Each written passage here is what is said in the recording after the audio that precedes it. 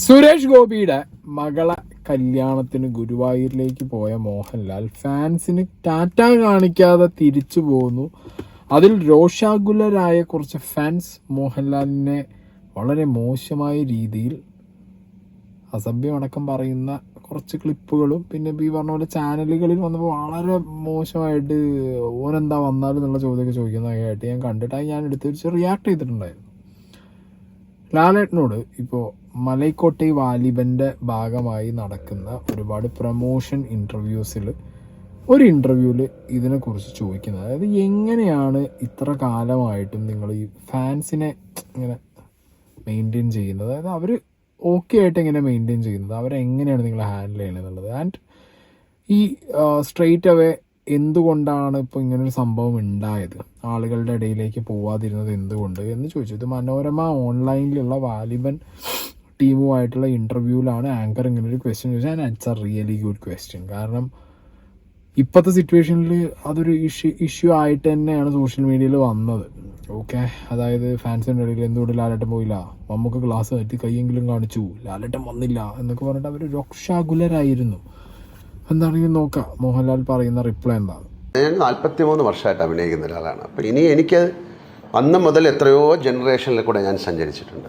നമ്മൾ മനഃപൂർവ്വം ആരെയും ഉപദ്രവിക്കാൻ പോയില്ല. ഇപ്പോൾ ഒരു പക്ഷേ ഒരു സ്ഥലത്തേക്ക് പോകുന്ന സമയത്ത് അവിടെ ഇരിക്കുന്ന എല്ലാവരെയും നമുക്ക് സംതൃപ്തിപ്പെടുത്താൻ പറ്റില്ല, അതിൻ്റെ ഇടയിലേക്ക് ഇറങ്ങി പോകാൻ പറ്റില്ല. ഇപ്പോൾ ഇദ്ദേഹത്തിന് അല്ലെങ്കിൽ ഒരു രാഷ്ട്രീയം പോലല്ല സിനിമ, അവർക്ക് പോയേ പറ്റുള്ളൂ, നമുക്ക് പോകാൻ പറ്റില്ല, ഭയങ്കരമായ ഉപദ്രവം ഉണ്ടാകും.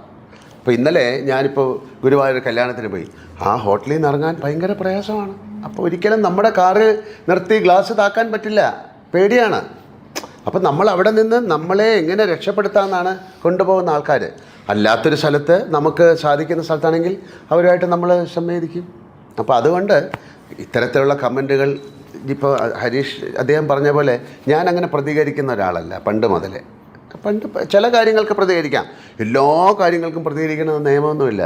പിന്നെ നമ്മൾ ഒരു മനുഷ്യനാണ്, നമുക്ക് ഒരുപാട് പിന്നെ മൂഡുകളുണ്ടാകാം, സൗകര്യങ്ങളുണ്ടാകാം, അസൗകര്യങ്ങളുണ്ടാകാം. അതിനനുസരിച്ചുള്ള ഒരു റിഫ്ലെക്സാണ്. അല്ലാതെ മനഃപൂർവ്വം ഒരാൾക്ക് ഷേക്ക് ഹാൻഡ് കൊടുക്കുക എന്ന് പറയുന്നത് നമുക്ക് ചിലപ്പോൾ ടെൻഷനാണ്, ചിലപ്പോൾ എന്തെങ്കിലും അയാൾ അതിൻ്റെ ഉള്ളിൽ കൈ വയ്ക്കാം. നമ്മളെക്കാൾ കൂടുതൽ നമ്മുടെ കൂടെ ഉള്ളവർക്കാണ്. അതാണല്ലോ ഇപ്പോൾ പല വലിയ ആൾക്കാർ വരുമ്പോൾ അവരുടെ കൂടെയുള്ള ആൾക്കാർ പ്രൊട്ടക്റ്റ് ചെയ്ത് നടക്കുന്നത് എന്താണ്, എന്ത് വേണമെങ്കിലും ചെയ്യാമല്ലോ. അപ്പോൾ അതിലുള്ള ഒരു ഭയം, ഒരു സ്നേഹത്തിലുള്ളൊരു ഭയം ഉണ്ടാവും. ഓക്കെ, അങ്ങനെ ഒരു സിറ്റുവേഷൻ ഇപ്പോൾ മോഹൻലാൽ എന്ന് പറയുമ്പോൾ മലയാളികൾ എന്നല്ല, ലോക സിനിമയിൽ തന്നെ ഒരുപാട് ആളുകൾ ആരാധിക്കുന്ന സ്നേഹിക്കുന്ന ഒരു വ്യക്തിയാണ്. അദ്ദേഹത്തിന് ഇപ്പോൾ ബേസിക്കലി മോഹൻലാലിൻ്റെ നേച്ചറിനെ കുറിച്ചിട്ട് രഞ്ജിത്ത് ഈ അടുത്ത് കൊടുത്തൊരു ഇൻ്റർവ്യൂവിൽ പറയുന്നുണ്ട്, ഒരാൾക്ക് കുറേ ആളുകൾ വേണം, എന്താ ഇവിടെ ഒരാളില്ലേ എന്നൊക്കെ ചോദിക്കും മമ്മൂട്ടി. ഇവിടെ നിന്ന് ആൾക്കൂട്ടം ഇല്ലെന്ന് ചോദിക്കും. മോഹൻലാലിന് ആൾക്കൂട്ടം കണ്ടു കഴിഞ്ഞാൽ ഒപ്പമുള്ള ആളുടെ കൈ പിടിച്ചിട്ട് മെല്ലാം അങ്ങോട്ട് നടന്നു പോകും. കംഫർട്ടബിൾ ആവണമെന്നുണ്ടെന്നുണ്ടെങ്കിൽ കുറച്ചും കൂടി ഒന്ന് റിലാക്സ്ഡ് ആയിട്ട് മൂപ്പർക്ക് പറ്റുന്ന സ്പേസിലിരുന്ന് മൂപ്പർക്ക് പറ്റുന്ന കമ്പനി അല്ലെങ്കിൽ കുറച്ച് ടൈം എടുക്കും എന്നുള്ളതൊക്കെ രഞ്ജിത്ത് എന്ന് പറയുന്നത് എക്സാക്ട്ലി ആ സാധനമാണ് ലാലേട്ടൻ ഇവിടെ പറഞ്ഞു വയ്ക്കുന്നത്. അതായത് ഒന്ന് പ്രൈവസി ഇഷ്യൂസ് ഒരുപാടുണ്ട്, ഒരു മൂഡ് പോലെ. അതായത് മനുഷ്യനാണ്, സെലിബ്രിറ്റി ആണെന്ന് വെച്ച് 24/7 പബ്ലിക്കിന് അവൈലബിൾ ആവാൻ പറ്റില്ല. അത് ഭയങ്കര പാടാണ്. കാരണം അവർക്ക് അവരുടേതായിട്ടുള്ള പ്രൈവറ്റ് സ്പേസ്, അവർക്ക് അവരുടേതായിട്ടുള്ള പ്രൈവസി എല്ലാം ഉണ്ട്. ഓക്കെ, ഒന്നാമത്തെ റീസൺ. രണ്ടാമത്തെ കാര്യം എന്ന് പറഞ്ഞു കഴിഞ്ഞാൽ ഇവർ ഈ 40 കൂടുതൽ 40+ ഇയേഴ്സ് എക്സ്പീരിയൻസ് ഉള്ള ഒരു മനുഷ്യന് ഫാൻസിൻ്റെ പല ഫേസും കണ്ടു കാണും. സ്നേഹം കാരണം പിച്ചിപ്പറയ്ക്കുന്നതും മാന്തുന്നതും കടിക്കുന്നതും ഒക്കെ ആയിട്ടുള്ള ഫേസുകൾ ചിലപ്പോൾ കണ്ടു കാണും. സ്നേഹപ്രകടനം പല രീതിയിലും മോഹൻലാലിനെ കാണുമ്പോഴത്തേക്കും അയ്യോ ലാലേട്ടൻ എന്ന് പറഞ്ഞാൽ കെട്ടിപ്പിടിക്കും, അള്ളിപ്പിടിക്കും, പല രീതിയിൽ ആളുകൾ ചെയ്യും. സോ ആ ഒരു പേടി ചിലപ്പോൾ മനസ്സിനകത്ത് കാണാം.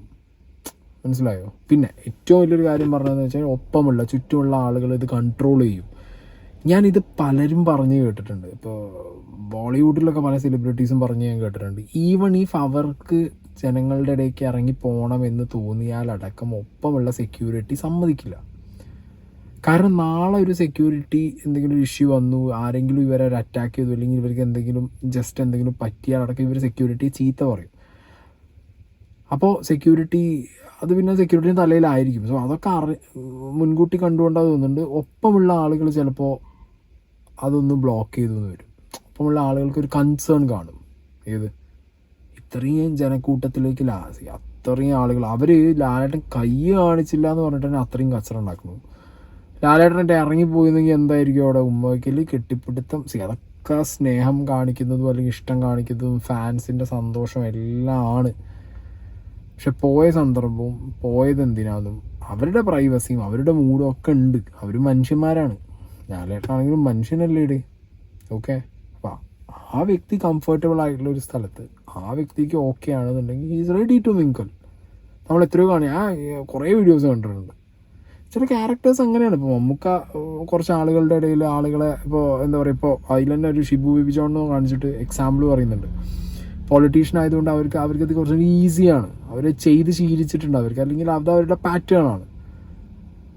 ചില ആളുകൾക്ക് ഇനി പൊളിറ്റീഷ്യൻ ആവണമെന്നില്ല. ജനക്കൂട്ടത്തിനെ ഹാൻഡിൽ ചെയ്യാനും ജനങ്ങളെ ഹാൻഡിൽ ചെയ്യാനും ജനങ്ങളുടെ ഇടയിൽ വളരെ സേഫായിട്ട് നടന്ന് ഇറങ്ങി വരാനൊക്കെ ചിലർക്ക് പറ്റും, ചിലർക്ക് പറ്റില്ല. ചിലർക്ക് ഭയങ്കര ഇതൊരു ടെൻഷനായിരിക്കും ഭയങ്കരമായിട്ട്. ഇപ്പോൾ ലാലേട്ടൻ പറഞ്ഞ പോലെ ഒരാൾക്ക് കൈ കൊടുക്കും, ഷെയ്ക്ക് ഹാൻഡ് കൊടുക്കുമ്പോൾ വരെ ചിലപ്പോൾ തിങ്ക് ചെയ്യും, കയ്യിനകത്ത് വല്ലതും വെച്ചിട്ട് വല്ല ബ്ലേഡോ സാധനം വെച്ച് പോറി എന്ത് ചെയ്യും. സ്നേഹം മൂത്ത് നാട്ടുകാർ എന്തും ചെയ്യും. കാരണം അന്ധമായ ആരാധന മൂത്ത കുറേ ആൾക്കാരാണ്. ഈ അന്ധമായിട്ടുള്ള ആരാധിക്കുന്നവരാണ് പിന്നെന്ത് ചെയ്യുക അറിയോ, അവരെ മൈൻഡ് ചെയ്തില്ലെങ്കിൽ തിരിച്ചു കുത്തുക. നോർമലായിട്ട് ലാലേട്ടനെ ഇഷ്ടപ്പെടുന്ന ഒരാളാണെന്നുണ്ടെങ്കിൽ മോഹൻലാൽ എന്ന് പറഞ്ഞ വ്യക്തി അല്ലെങ്കിൽ ഏതൊരു സെലിബ്രിറ്റീനെ മനസ്സിലാക്കാൻ പറ്റും. ഓക്കെ, അവരുടെ പേഴ്സണൽ സ്പേസ് ആണെന്ന്. ഇത് അന്ധമായ ആരാധനയാകുമ്പോൾ പിന്നെ അത് തലേന്ന് ഞാൻ ഇത്രത്തോളം അന്ധമായിട്ട് ആരാധിച്ചിട്ട് ഇയാൾ ഇന്നെ തിരിഞ്ഞു നോക്കിയില്ലല്ലോ എന്ന് പറയുമ്പോൾ പിന്നെ തിരിച്ചു കുത്താൻ തുടങ്ങും.